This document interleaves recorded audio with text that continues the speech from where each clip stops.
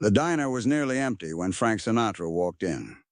It was 2:30 in the morning, late August 1945. Somewhere in New Jersey, off Route 1, the kind of place that smelled like coffee and grease and cigarettes no matter what time of day. Red vinyl booths, checkered floor, a jukebox in the corner playing something slow and forgettable. Frank was alone. That was rare. Usually there were people around him. Friends, hangers-on, women, reporters. But tonight he had sent his driver home and taken his own car. A black Cadillac he'd parked out front at an angle that suggested he didn't plan on staying long. He was wearing a dark suit, no tie. His shirt was open at the collar. His hat sat low. He looked tired. Not the kind of tired that comes from a long day. The kind that lives deeper. In the bones, in the parts of you that don't rest even when you sleep. He had just come from the studio. Recording session that ran late. They'd done 14 takes of a song he still wasn't happy with. His voice had felt thin, strained. Like he was reaching for something that used to come easy and now required effort he didn't want to admit he needed. He slid into a booth near the window and ordered coffee. Black. The waitress brought it without asking questions. She recognized him, he could tell. But she didn't say anything, just set the cup down and walked away. He appreciated that. For 10 minutes he sat there, drinking coffee, watching headlights pass on the highway, thinking about nothing and everything. Then the door opened. 2 cops walked in, both white, both big. The kind of big that came from high school football and too many years sitting in patrol cars eating sandwiches.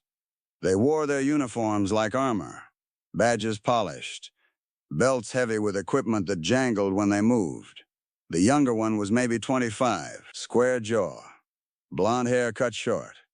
He walked like he was still proving something. The older one was 40, maybe 45. His face had the kind of lines that came from squinting into the sun and frowning at people. His name was Officer Dale Kramer.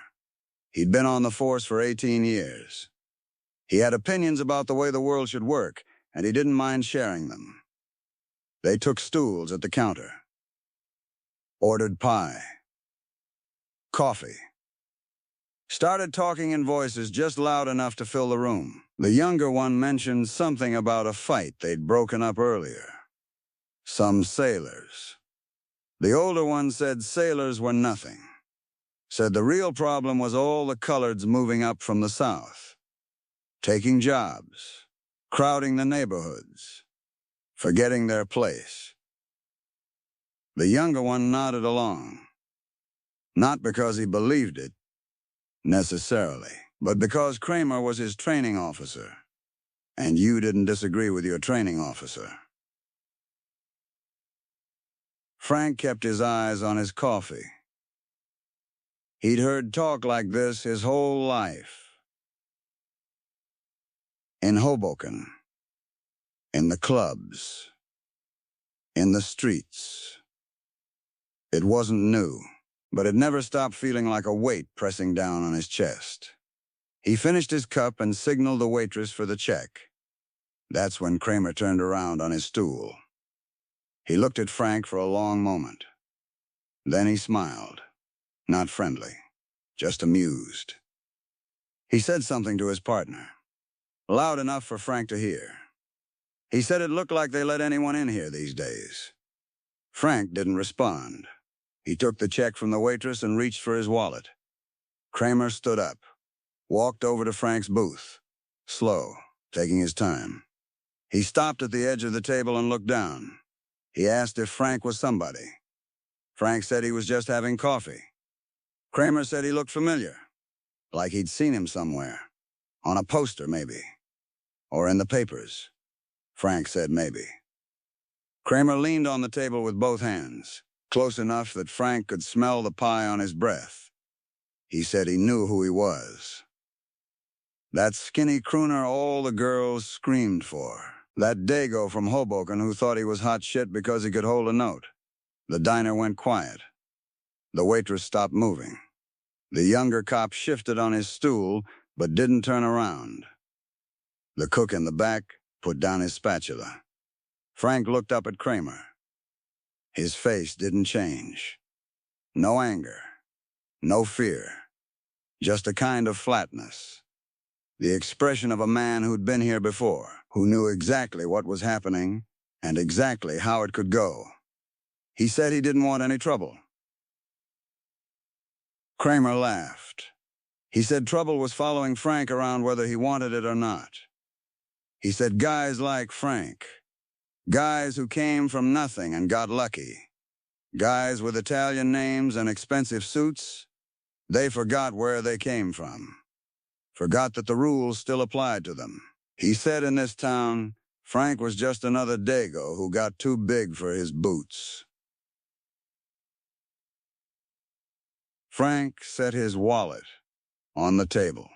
He didn't open it. He just looked at it for a moment, like he was deciding something. Then he looked back at Kramer. He said that word didn't bother him the way Kramer thought it did, that he'd been called worse by better men, that if Kramer wanted to feel big by making him feel small, he could go ahead and try. But it wasn't going to work. Kramer's smile faded. He said Frank had a mouth on him.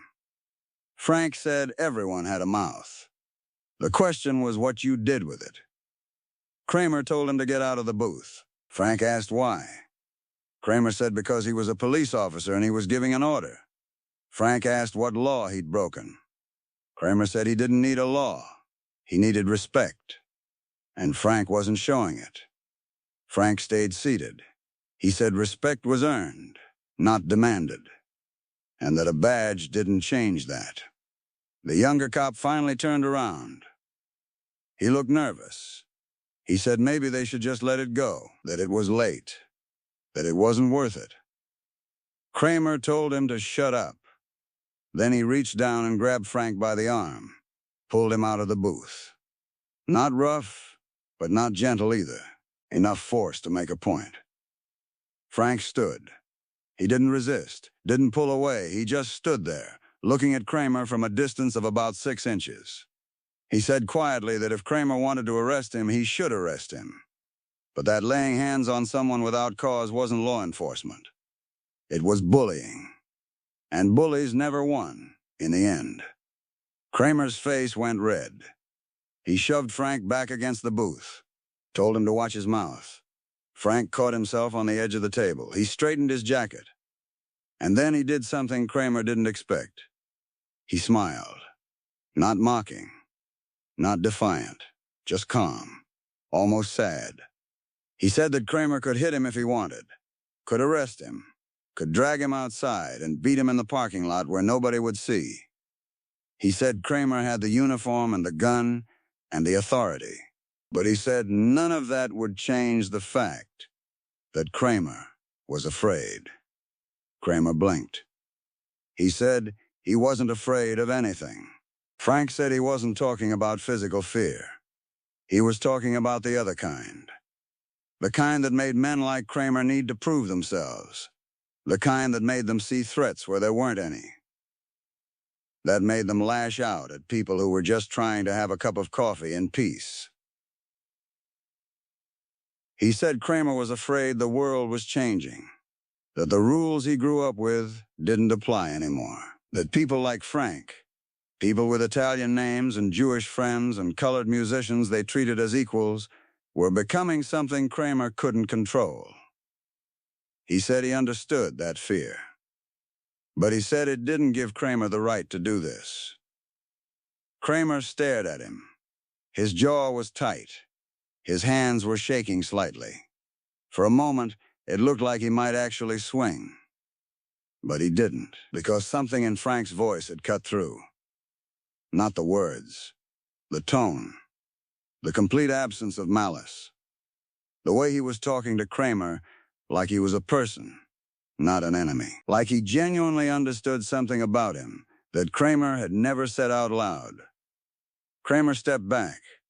He told Frank to get out, to leave, to take his smart mouth and his expensive car and go back to wherever he came from.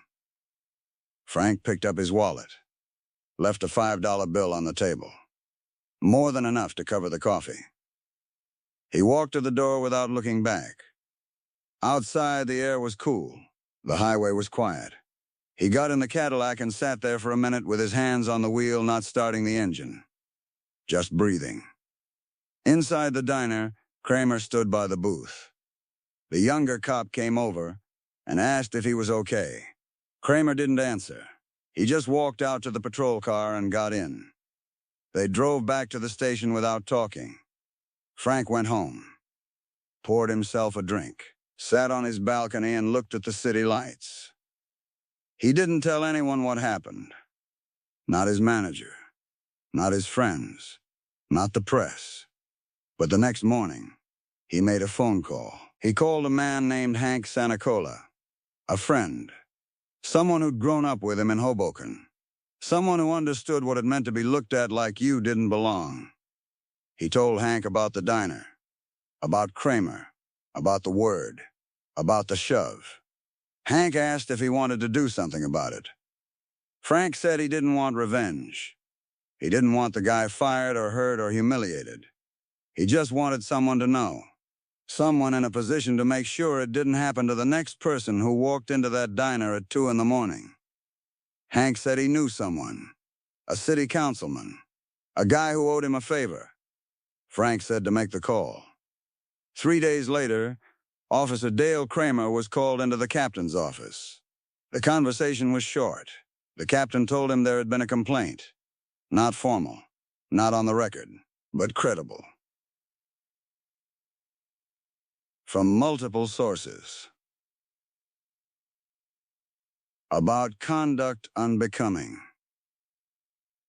About language used. About an incident at a diner. Kramer said it was nothing. A misunderstanding. The captain said it didn't matter if it was nothing. It mattered that it happened. That people were talking. That the department couldn't afford to look like it tolerated that kind of behavior. He said Kramer had 2 options. He could resign, effective immediately, with a clean record and a pension intact. Or he could stay on and face an internal review that would drag out for months and likely end the same way, but with less dignity. Kramer chose to resign. He turned in his badge that afternoon, walked out of the station in plain clothes, got in his car and drove home. He never wore the uniform again. The younger cop, the one who'd been with him that night, heard about it. He asked around. Nobody would tell him exactly what happened. Just that Kramer had made a mistake, that he'd crossed a line. The kid didn't ask again. But he thought about that night in the diner a lot. About the way Kramer had talked. The way he'd touched the guy in the booth. The way the guy had stayed calm, even when Kramer was losing control. He thought about what kind of cop he wanted to be. And he decided it wasn't that. Frank never found out what happened to Kramer. He didn't ask. Didn't follow up. He'd made the call and let it go. But a few weeks later, he was back in the studio, recording a song called The House I Live In, a song about America, about tolerance, about the idea that a country was just a house, and everyone who lived there had a right to be treated with dignity. He put everything into that recording, every ounce of frustration and hope and quiet rage he'd been carrying since that night in the diner.